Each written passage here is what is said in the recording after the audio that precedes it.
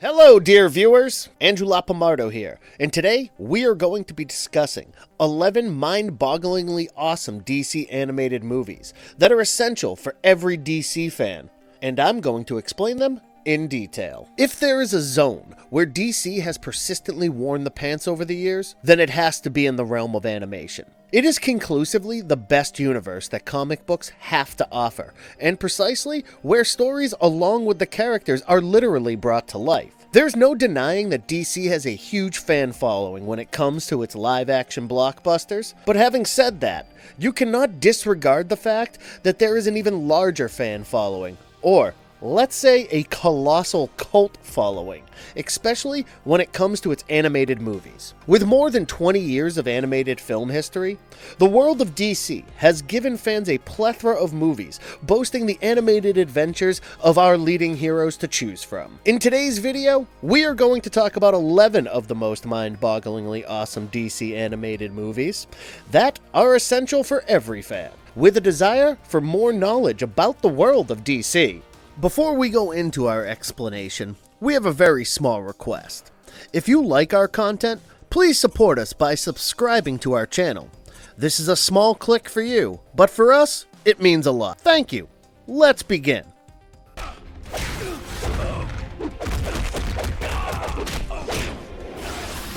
Justice League, The Flashpoint Paradox, 2013. While stopping at his mother's grave, Barry Allen, popularly known as the Flash, gets notified about a break-in at the Flash Museum. While he is easily able to defeat his enemies, Captain Cold, Captain Boomerang, Mirror Master, Heatwave, and the Top, he soon realizes that all the rogues have been appointed by his arch-nemesis, Professor Eobard Zoom Thawne, as part of a much bigger plan to tear down Central City. Barry is able to thwart the plans of Thawne with the aid of the Justice League. Flash.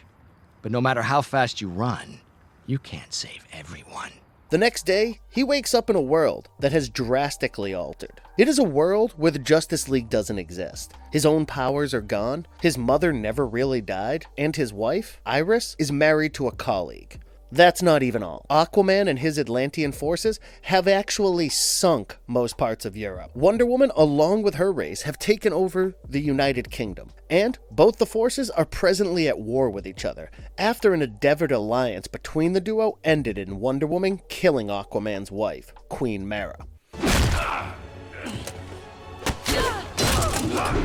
Wondering what the reason was? Well, apparently Queen Mara had found out about the torrid affair between Aquaman and Wonder Woman. Moreover, in this alternate timeline, no one has ever heard of Superman. Even Batman happens to be Thomas Wayne, and not Bruce Wayne. Bruce was killed by Joe Chill as a child. That led Thomas to become Batman, and Martha was driven crazy by the death of her son to become the Joker. Barry, in due course, realizes that he is accountable for this radically changed world. His going back in time to save his mother from getting killed bore some grave consequences, altering the very fabric of reality. Barry joins forces with the warped versions of his allies to restore the timeline and set things back to normal.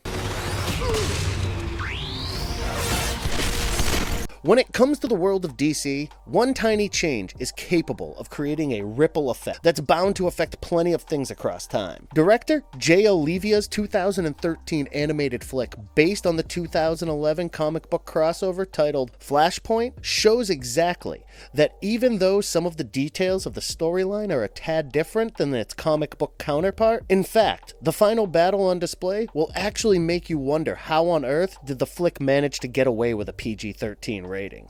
The movie is specifically known for executing three things beyond perfection. Firstly, it gives us a glimpse into the Flash's backstory, his character development, and his rogues gallery. Secondly, it features a time period in the DC comic book history, one that is vital to future plot developments. And thirdly, it is one of the darkest films DC has ever made. Featuring one of the best story arcs, it is a classic that sets a whole new level for DC's animated list of films. No wonder the first movie of the DC animated movie universe still boasts a current IMDb rating of 8.1.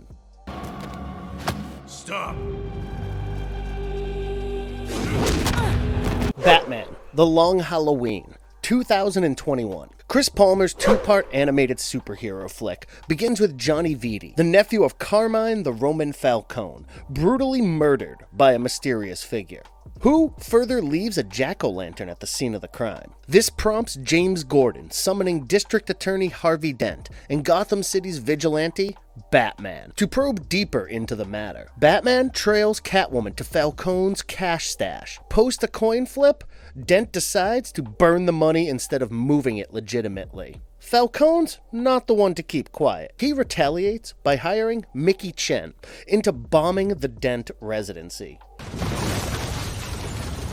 Although Dent and his wife Glinda manage to survive, the former is hospitalized. Meanwhile, Batman pursues Chen and eventually takes him to the Gotham City Police Department. But due to the lack of proof of his connection to the bombing, they are forced to set Chen free. With more deaths occurring on Thanksgiving and Christmas, the murderer is soon coined as the Holiday Killer. And it becomes quite clear that what the city is up against isn't some regular gang violence, but actually a serial killer, whose identity grows tougher to determine with each contradictory clue. Part 2 begins with Poison Ivy, responsible for having Bruce Wayne under her influence for literally 3 months, coercing him to sign over assets to Carmine Falcone and averting him from acting as Batman. I can't resist you. Catwoman is finally able to rescue Bruce from Poison Ivy, and all this while, the holiday killings have been a continuous affair throughout Valentine's Day, St. Patrick's Day, and April Fool's Day. On the occasion of Mother's Day, Holiday slays the gunmaker, who had been delivering his weapons. That very night, Scarecrow flees from the Arkham Asylum and ends up in a brawl against Batman. The former, however, manages to inoculate fear toxins into the abdomen of Batman.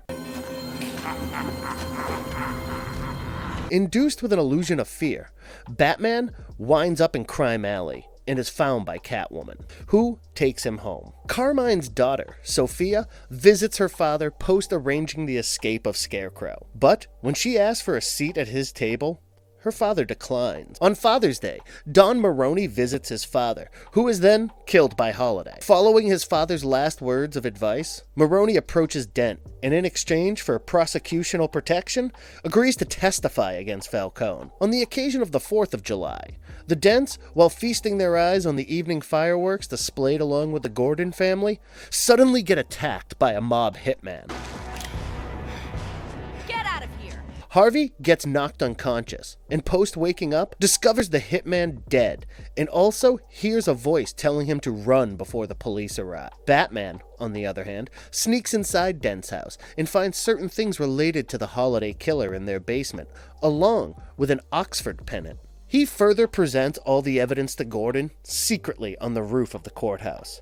As the trial begins, Dent is literally plagued by more voice messages. As for Maroney, he gets convinced that Dent is Holiday, and ends up tossing a vial of acid right on Dent's face to avenge his father's death. Dent survives the incident, but his face gets horribly scarred. Waking up in the hospital, his face bandaged, the voice confronts him yet again, and this time takes full control over his body. Post a lot of blood being spilt, Dent finally addresses himself as Two-Face, and claims that the long Halloween's finally over. He even admits to all the murders, and surrenders to Gordon. It is only after Dent is taken to Arkham Asylum that he takes his wife's name. Glinda finally discloses that she was Holiday, further revealing her relationship with Alberto Falcone when they studied at Oxford together. The duo had even married, and she was even pregnant with his child. But Carmine had enforced them to get an annulment, and made Glinda go through an abortion. The sole reason Glinda did all this was because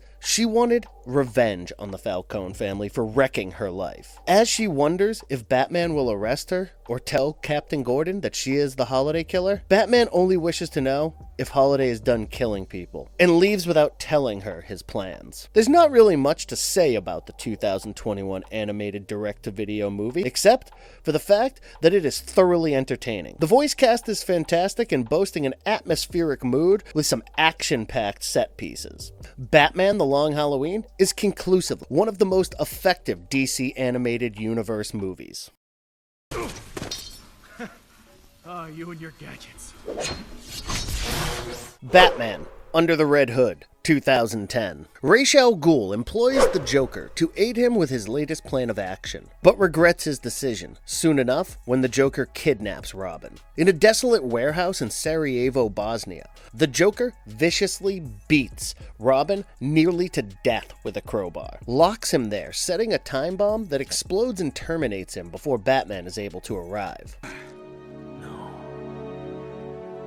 5 years have passed since the very incident took place, and a mysterious vigilante addressing himself as the Red Hood gathers the most notorious drug dealers of the city for a meeting. It is there that he broadcasts his takeover of the drug business, demanding close to 40% of their income in exchange for protection from both Batman and Black Mask. In return, you will have total protection from both Black Mask and Batman. Later, with Batman preventing an attempted theft of cargo, one that belongs to Black Mask encounters Amazo, the advanced android. While he is able to destroy the robot along with Nightwing, he discovers that the thugs were working for Red Hood, who slays all of them with a sniper rifle. Batman pursues Red Hood to Ace Chemicals, where an explosion blows up the entire facility. Batman, along with Nightwing, cross-question the Joker at Arkham Asylum, but he simply denies his participation. Back at the headquarters, Black Mask is simply furious for Amazo's destruction, and therefore puts a hit on Red Hood. Although Batman and Nightwing are able to stop Red Hood from commandeering the next weapons cargo of Black Mask, Nightwing is injured in the process.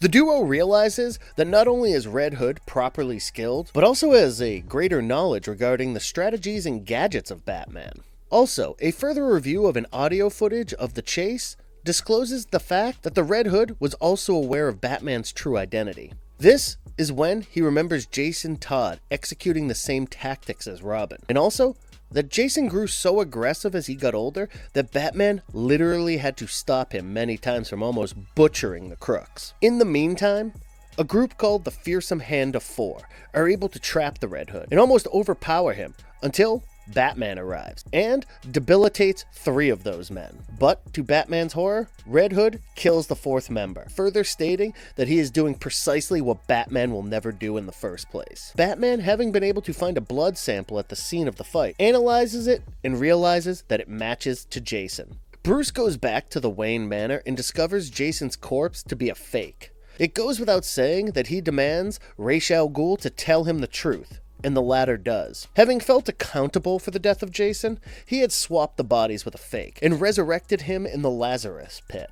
But, post his revival, Jason went crazy and fled. While returning back to Gotham, Batman learns that the Joker has kidnapped the drug dealers as well as Black Mask, and has further plans of blowing all of them up. The Red Hood finally makes his appearance and discloses that the Joker has always been his primary target, and all his actions were part of a bigger plan to make Black Mask leave with no other choice but to ask for help from the Joker and organize his escape from the asylum. Batman is able to rescue all the hostages, but not before Red Hood takes the Joker. Red Hood goes to the extent of taking off his helmet, invalidating that he is Jason.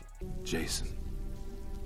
Although he has forgiven Batman for not being able to save him before, he is extremely upset about the fact that the Joker's still alive, and gives Batman an ultimatum that he either shoots the Joker or he himself will take care of him. Batman refuses and drops the weapon, leading Jason to shoot, but the former manages to throw a batarang, which ultimately results in the pistol bursting in his hand. You expert, rootin', tootin', eagle-eyed, goth-loving marksman!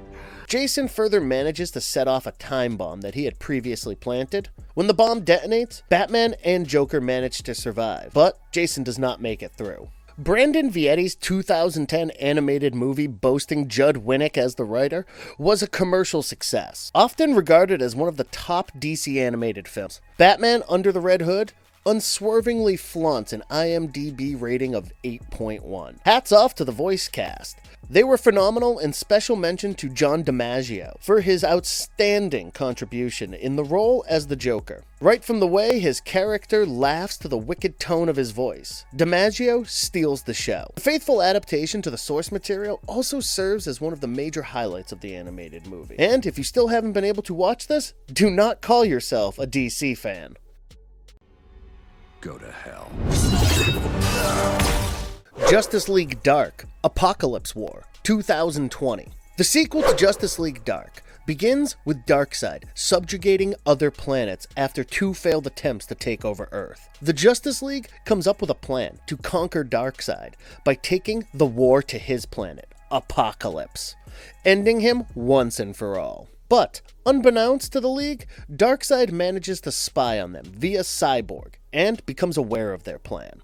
The end result is the League getting overpowered by Paradooms, a cross between Parademons and Doomsday. Majority of our heroes get killed during the fight, and those who manage to survive are enslaved by Darkseid. 2 years post Darkseid having successfully taken over Earth, and having a brainwashed Batman operating as his lieutenant, the surviving heroes gradually start forming a team, and recruits Damian Wayne and the Suicide Squad, then led by Harley Quinn to their cause. The first rescue happens to be Wonder Woman, who is broken free via her lasso of truth. Am Diana of Themyscira.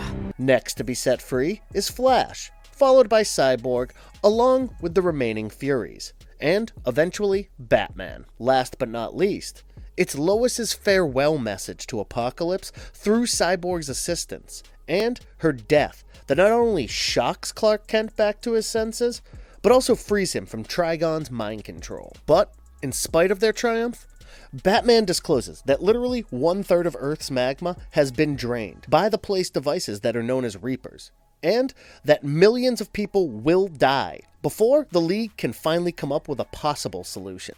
This leads Constantine to persuade Flash to travel back in time and reset the whole timeline yet again. Flash, initially reluctant to do so, eventually does with the heroes witnessing as the time frame retunes. Boasting a great storyline, some fantastic animation, incredible voice cast, and jam-packed with a lot of action sequences, co-directors Matt Peters and Christina Soda's Justice League Dark Apokolips War categorically happens to be a dark movie, taking the level of violence, especially death and bloodshed, notches higher than its predecessors. We highly recommend that you give its prequel, Justice League Dark, a positive shot for a much better experience. And as far as this masterpiece here is concerned, it is a must stream, especially for all the DC fans out there. Mudhole.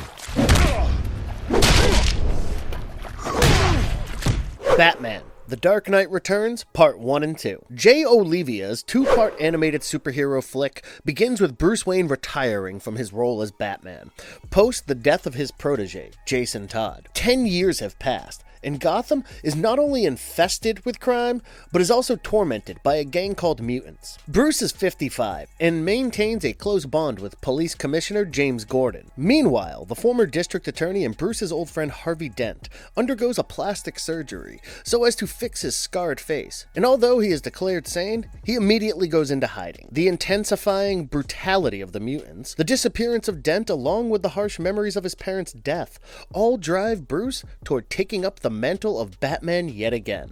However, the public's reaction over his return seems to be divided.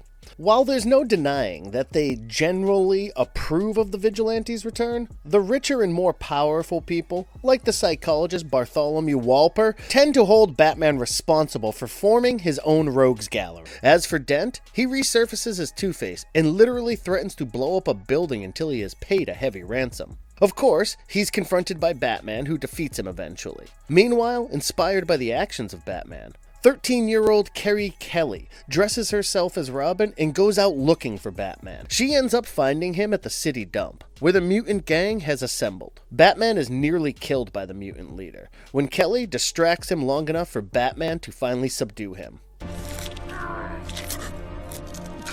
The injured Batman returns to the Batcave along with Kelly and makes her his new protege, despite the objections from his butler. As a part of the plan, Batman has Kelly take the guise of a mutant, attracting the gang to a sewer outlet at the West River, and also arranges the mutant leader's escape from prison, leading him straight to the sewer outlet too. Batman appears and engages in a battle with the leader once again. The mud pit slows the leader, and Batman eventually overpowers him in front of his very gang.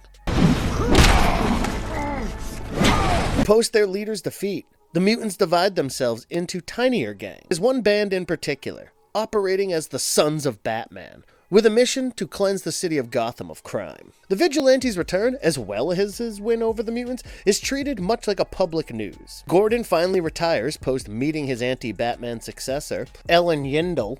As far as things are concerned in the Arkham Asylum, the on-screen reports about Batman finally brings the Joker out of his unresponsive state, who wakes up with a rather unsettling grin. Part 2 begins in late 1986, with Joker persuading Walper to make him a part of a talk show, so as to tell his story and simultaneously make plans to flee from the asylum, along with his old henchman, Abner. In the meantime, Clark Kent, who has been operating as a government agent in exchange for being permitted to secretly aid people, has been personally asked by President Ronald Reagan to end the activities of Batman. Also, alongside these events is a developing hostility between the Soviet Union and the US over the ownership of Corto Maltese. Moreover, Yindel becomes commissioner and issues the arrest of Batman after the latter's constant presence ended up degrading the national authorities. Joker appears on David Endocrin's talk show, slays Walper, gasses everyone to death in the studio, and eventually flees. He crosses paths with Selina Kyle and makes use of one of her escorts and his lipstick to take control of a congressional representative. Meanwhile, Batman's enquiry directs him to Selina, bound and dressed like Wonder Woman. After Kelly discovers cotton candy laying on the floor, Batman concludes Joker is nearby, who is busy gunning down people. An ensuing fight between Batman and Joker leads to the former breaking the latter's neck in front of witnesses. Feeling satisfied that Batman will therefore be labeled as a murderer, Joker twists his very own neck. With Yindel accepting the fact that Batman has become too supreme to be taken down, and the president of the country unable to bring stability, Superman is ultimately sent to stop Batman. The resulting fight has Wayne Manor getting self-destructed, Alfred dying of a stroke, and Batman apparently of a heart attack. The world eventually learns that it was Bruce Wayne who was Batman. All of his secrets are demolished with the Manor.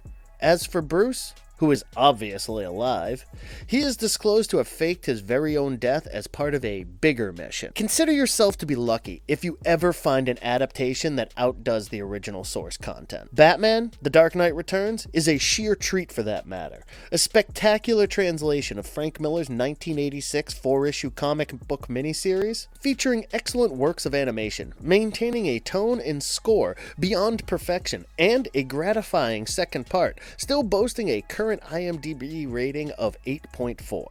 This animated two-parter movie is a must-watch if you consider yourself a true DC fan. Make Daddy proud. Deliver the punchline. Batman Beyond: Return of the Joker 2000. A new group of Jokers gang comprising of members Wolf, Bonk, Chucko, Ghoul, along with the Dee twins, try stealing an advanced electronic device, but are interrupted by the Batman. The gang manages to flee and report the situation back to their boss, who happens to be none other than the original Joker. I was just kidding.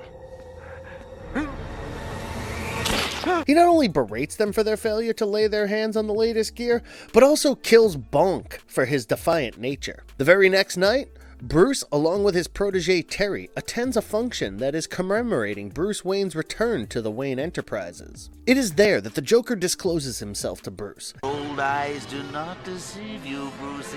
After all, who know me better than you? And although Terry is able to change into his Batman suit and put himself right in between his mentor and the Joker, the Clown Prince of Crime is hardly impressed by him and escapes. Later, with the Joker poisoning Bruce and his Bat-Hound Ace, Terry visits the former Batgirl, Barbara Gordon, seeking some answers for the matter at hand, who eventually tells him what happened 40 years ago. Joker and Harley Quinn had abducted a young Tim Drake, who was Robin at the time, and for weeks imposed severe amounts of torture on him, and brainwashing him at the same time to learn about the secrets of Batman. When Batman and Batgirl finally found Tim, he was already looking like he was Joker's son. Robin! No wonder it resulted in a fight that ended with Tim killing the Joker and Harley falling off a cliff to her death. The Joker's body was later buried beneath the Arkham Asylum. The body of Harley was never discovered, and Tim never really took up the mantle of Robin ever again. Terry, being apprehensive of Tim's current mental state, decides to see him for himself. Tim denies his involvement. Terry moves on to his next suspect, Jordan Price, and only finds him guilty of conspiring with the gang to get Bruce murdered. But something tells Terry that no matter what, Tim is definitely involved in the whole thing. It is then revealed by the Joker that he had programmed his DNA and consciousness into a microchip that was constructed with genetic technology and hidden behind Tim's ear. Changes come at will now, and soon I'll be strong enough to live in this body permanently. This led him to survive by altering Tim into the Joker's duplicate. Joker even had further plans of destroying the city, but during the ensuing battle, Terry manages to use one of the joy buzzes of the Joker that demolished the microchip, along with the weapon, and ultimately liberating Tim. The Joker is announced to be dead at last. The Jokers are arrested too, but with the exception of the Didi twins, who are bailed out by their grandmother, who happens to be none other than the elderly Harley Quinn, proving that she did survive the accident. I hope they throw the book at you! Oh, shut up, Nana Harley. As for Bruce, Tim, and Barbara, the trio make amends at last. Based on the animated series titled Batman Beyond, Kurt Gaeta's 2000 animated superhero mystery movie happens to be the third flick in the DC animated universe. Highly recommending this one that not only boasts a compelling story, a dynamic voice cast, but also some mind-blowing animation. No reason not to love this fast-paced animated thriller here, and brownie points if you have been a fan of the animated series.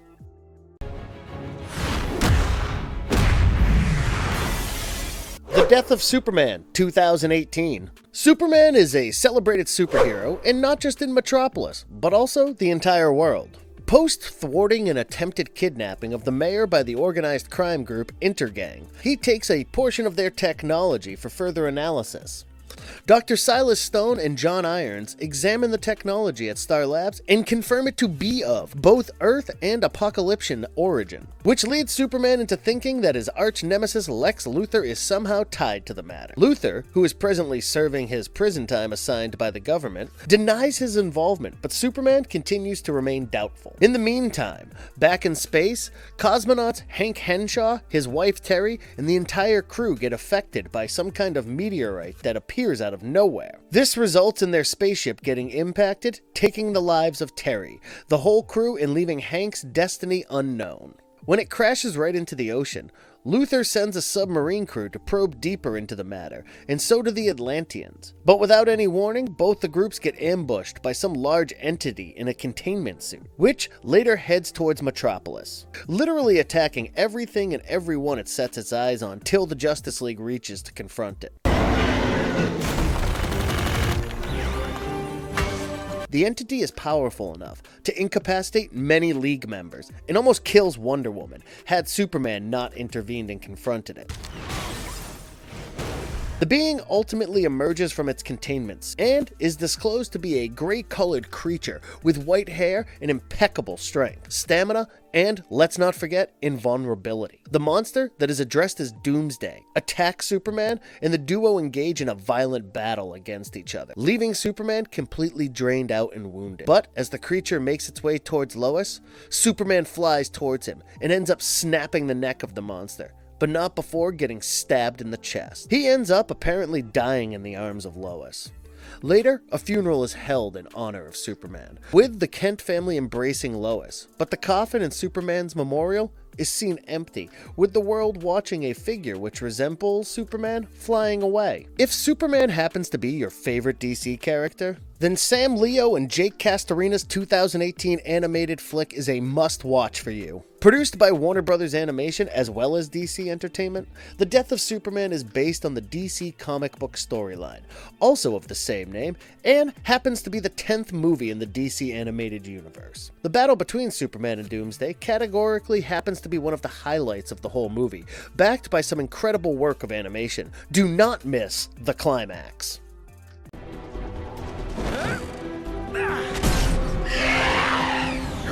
Justice League War 2014. With a series of bizarre kidnappings taking place in Gotham City, a certain video footage holds Batman accountable for it. When a mysterious, cloaked kidnapper kidnaps a woman, Green Lantern arrives to confront the kidnapper, who is later revealed to be a parademon. Armor, huh? Batman makes an appearance and together with Green Lantern pursues the parademon straight into the sewers, where it charges a mother box and bursts. The duo, post-examining the box, come to a conclusion that it is of some extraterrestrial origin, and further decide to ask Superman about it. In the meantime, another mother box, one that is supplied by the Flash, is being examined at Star Labs by Silas Stone. Superman, on the other hand, having fought with parademons before, thinks that both Batman as well as Green Lantern are allies of the parademon and therefore engages in a fight with the duo. They are obviously outmatched, and the battle goes to extreme lengths till the time Batman addresses Superman by his name, Clark. The trio soon begin to work together against the parademons. Meanwhile, Darkseid on the planet Apokolips commands his follower, Desaad, to gear himself up for invading Earth, as a fitting response to the heroes who have discovered his plans. It does not take the trio much time to comprehend the fact that an invasion has already taken place, when the Mother Box activates and a number of boom tubes appear all throughout the world. Even the box in the lab bursts and creates a boom tube with Victor holding it. The detonation blends the technology inside the box to Victor's injured, scarred body. Soon, plenty of parademons start attacking, and Silas manages to take Victor to a high-tech advanced medical bed and makes use of experimental technologies on him. Victor is eventually transformed into Cyborg, boasting a physique that's capable of altering and adapting itself. Cyborg soon finds out about Darkseid and his plans of invasion. He also discovered that the parademons are actually dwellers of the worlds that are vanquished by Darkseid, spliced with his very technology that gives him the advantage of mind controlling them into serving themselves as an army for defeating other planets. With all the superheroes assembled together, Cyborg discloses that the invasion is more like a predecessor to the terraforming of Earth. Darkseid arrives and makes use of Omega beams to fight against Flash and Superman.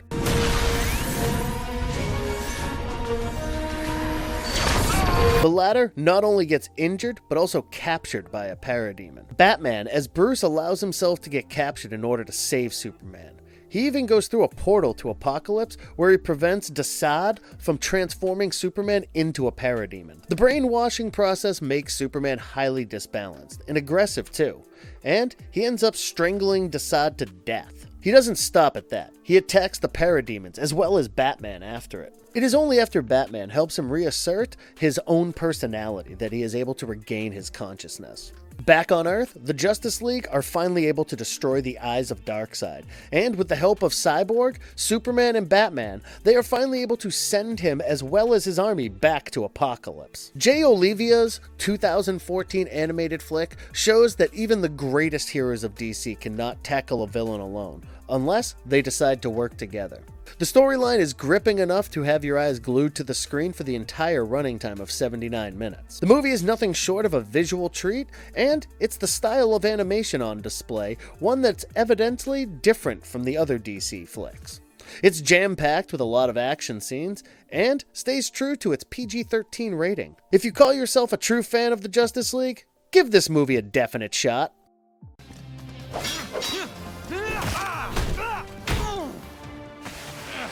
Batman vs. Teenage Mutant Ninja Turtles, 2019. Barbara Gordon, while touring Powers Industrial, encounters a power generator being stolen by the Foot Clan, and even witnesses 4 mysterious creatures during the theft, whom she initially believes to be metahumans. The Foot Clan ambushes Wayne Enterprises to lay their hands on an untried Cloud Seeder device, but get interrupted by Batman, who turns them away, as well as Shredder. In the meantime, the 4 metahumans turn out to be the Teenage Mutant Ninja Turtles, who have arrived in Gotham while following Shredder. Post-defending Wayne Enterprises from the Penguin, the Turtles chance upon Batman, and engage themselves in a fight, both sides believing each other to be the allies of Shredder.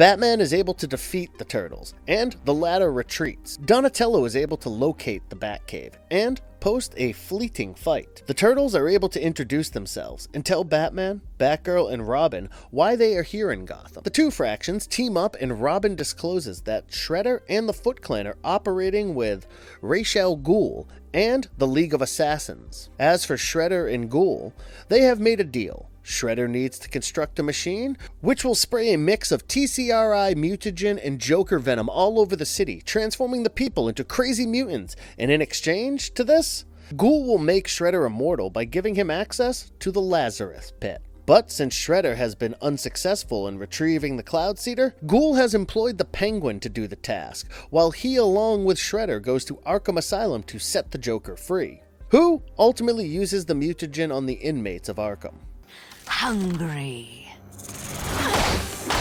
The Turtles, along with the Bat family, are notified about an alarm at the asylum, and the group goes to investigate. They eventually confront Harley Quinn and Joker, both having transformed into a spotted hyena and a king cobra. The Joker inoculates Batman with a concoction of Joker venom and mutagen, and eventually mutates him to an unhinged mutant vampire bat. The heroes are eventually able to restore him back to his normal self with an anti-mutagen and also overpower Quinn and Joker. It is then that Batgirl discovers that Penguin has stolen the device and soon comprehend that the whole incident at Arkham was just a mere distraction. Connecting the dots, they make their way to Ace Chemicals and fight their enemies using the Batmobile along with the Turtle Van. Batman engages in a fight with Shredder, Leonardo with Ghul, and both Donatello and Michelangelo are able to damage the device before it launches. The device crashes into the facility and bursts, eventually knocking Shredder into a vat of Joker venom. The Turtles celebrate the victory with a surprise pizza party, hosted by Batman. As for Shredder, he is seen rising from what's left of the Ace Chemicals, donning a Joker-like look and laughing hysterically. Jake Castorina's 2019 animated flick, boasting a crossover between Batman and the Turtles, is a natural fit. To see both the teams pairing up is sure to take one down the memory lane. The movie is highly entertaining, well-paced, and backed by an incredible voice cast. Please do not hesitate to relish on this mutated thrill ride.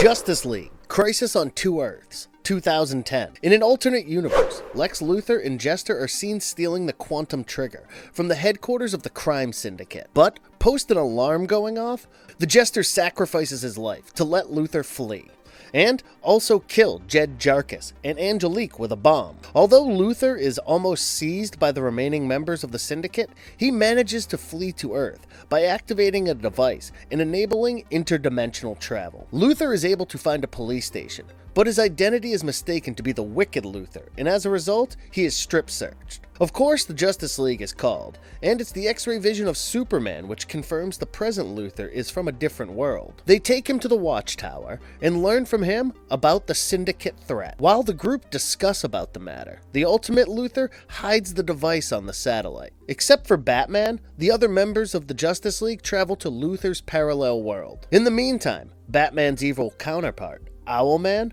has formed a weapon, which the Syndicate plan on using as an equalizer to the threat of nuclear reprisal. Owlman has further plans of taking control of the crime syndicate, and widely admits the fact that the weapon he has created is capable of destroying the whole world. He searches for Earth Prime and plans on using the quantum eigenstate device to annihilate it. Superwoman, being exhilarated by the whole idea, decides to help him out. As a result, Owlman sends Superwoman with her lieutenants to the League's dimension, where they engage in battle on the Watchtower, with Batman, Firestorm, Aquaman, Black Lightning, Red Tornado, and Black Canary.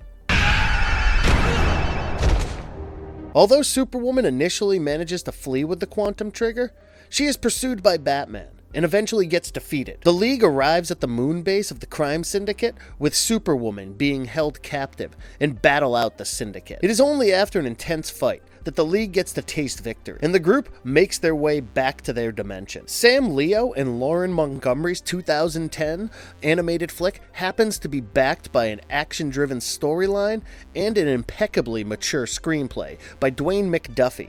In plain and simple words, you cannot miss out on the movie if you fancy the world of DC and the genre.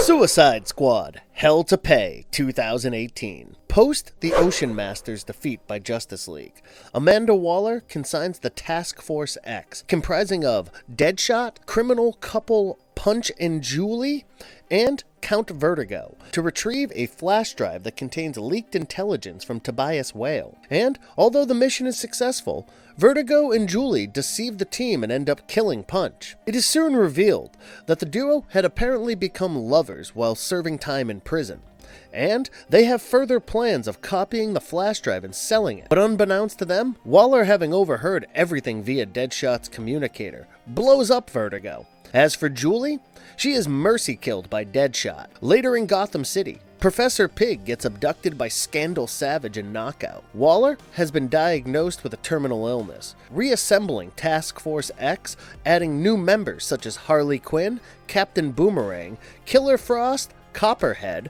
Bronze Tiger, along with Deadshot. Their task is to locate a man called Steel Maxim and recover a magical black card that has "Get Out of Hell Free" engraved on it. The team is able to find Maxim in a male strip club, and they battle it out with Professor Zoom, Silver Banshee, and Blockbuster before escaping with Maxim. The squad soon learns from him that the card apparently grants the user to gain access to heaven and invade hell, but there's a catch, of course. It can only be used once. Upon learning that it was Scandal and Knockout who had earlier stolen the mystical card from the Tower of Fate, the team is able to get a hold of the card from their apartment, but eventually gets interrupted by Vandal Savage, along with his men. Savage escapes with the card, but not before Zoom is able to place a tracer on his ship. Zoom's minions next abduct Frost from a gas station, and after removing her bomb, persuade her to join him.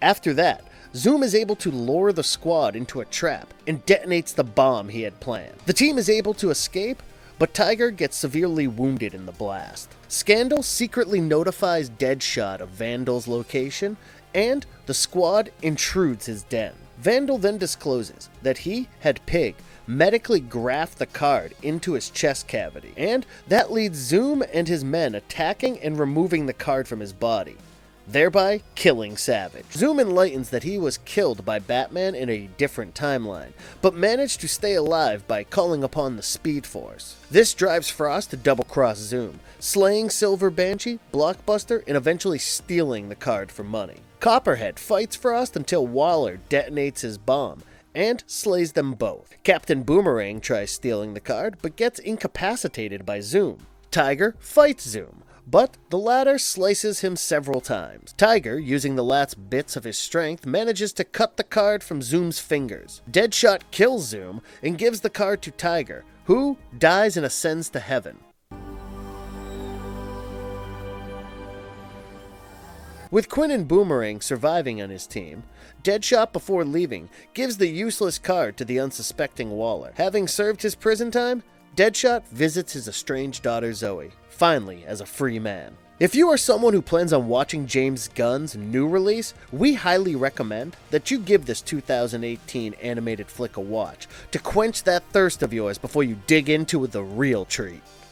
If you liked our content, don't forget to leave a like and subscribe to us if you haven't already. Have a good one and be safe. Thanks, everyone.